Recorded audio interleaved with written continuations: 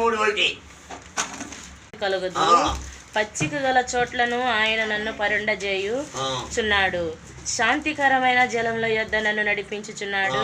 నా ప్రాణమునకు ఆయన సేద తీర్చుచున్నాడు. తన నామమును బట్టి నీతి మార్గంలో నన్ను నడిపించుచున్నాడు.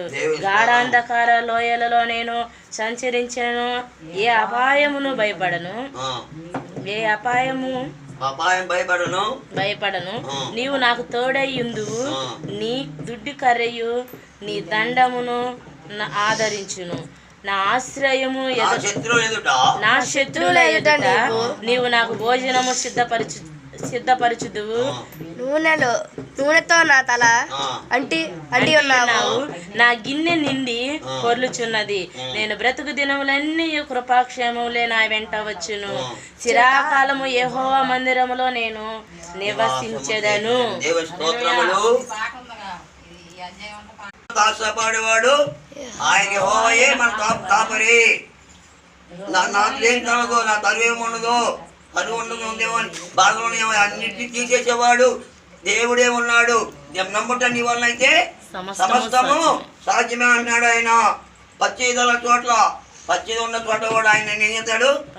నెమ్మది, సంతోషమును, ఆనందమును దయచేసేవాడు ఆయనే. ఆయనకి ఆనందమును, సంతోషమును, ఆరోగ్యం ఇచ్చేవాడు ఆయనే. నమ్మాలి. విశ్వాసం ఉన్న ముందే ఉండాలి.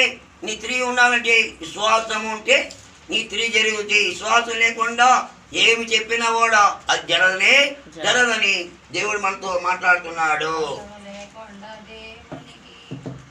నా ప్రాణంతో ఆయన చేర్దిస్తున్నాడు, నెమ్మదిస్తున్నాడు, సంతోషం ఇస్తున్నాడు, ఆరోగ్యం ఇస్తున్నాడు. ఇంతవరకు నేను చెప్పకూడదని దేవుని ఇంత మంది వేలు కూడా వేసుకోలేదు. ఇంత మంది వేలు కూడా అడుగుతావాలంటే ఎవరైనా సరే ఇంత వేలు మంది వేలు వేసుకోవాలా. ఇంకా అంతకుముందు ఎన్నో పిల్లలు వేసుకున్నావు, ఎన్నో చేసుకొని ఇంతవరకు నేను ఇంత పిల్లలు కూడా నాకు ఆరోగ్యం దేవుడు ఇస్తూనే ఉన్నాడు.